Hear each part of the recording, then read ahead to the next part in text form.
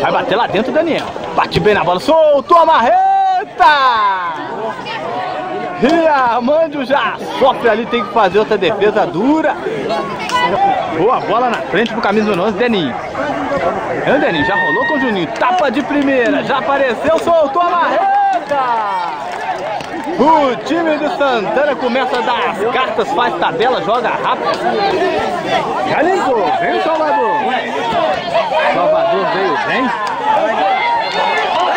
Vai levando ali o camisa número 4, Lucas. O Washington já foi levantado e já vai resolver outra coisa. Cartão amarelo, eles apertam lá o Ronaldo e não começa a ficar feio o negócio. O time de Simonese acerta ali o Sinavan. O Ronaldo tá ali na briga, tá na confusão. O Washington chega por lá também. Houve alguma questão ali. Eles acalmam ali, se acalmam, os jogadores acalmam uns aos outros.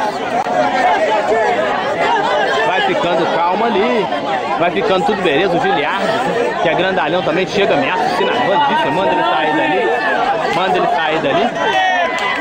Ele é autoridade, os jogadores querem cobrar. Eu não vi o que aconteceu ali na frente. O lance de falta foi por aqui, lá dentro aconteceu alguma coisa. O Washington já vira aqui e o meu amigo Feijão já tá com a tabela da competição aqui pra mim. Os confrontos de hoje. O goleirão faz uma boa defesa ali, ele se atira. Estávamos aqui catalogando os resultados na outra rodada, onde o time de Simonese perdeu. Olha o perigo, Leonardo bateu, Léo! O goleiro Léo fechou a jogada, Leonardo chegou de novo. Besorrão já tirou lá de dentro o Besorro. E o time de Santana vai ficando aí nesse 0 a 0, que é muito ruim. É muito ruim perder esse mando de campo, não fazer valer o mando de campo, permanecer empatado. Daniel, agora tem a chance. Olha o chapéu, olha o golaço. A trave! Linda jogada do Daniel, a torcida vai junto. Ele deu um chapéu, disparou um voleio. Rimba dali. Bruninho, e Vandinho já tá entrando no meio. Bruninho, Ronaldo já chegou. Boa bola pro Ronaldo. É jogada perigosa. Vem, olha o gol. Léo.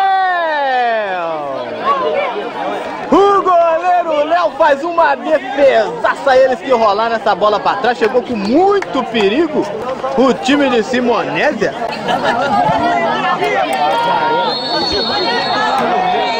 Termina o jogo.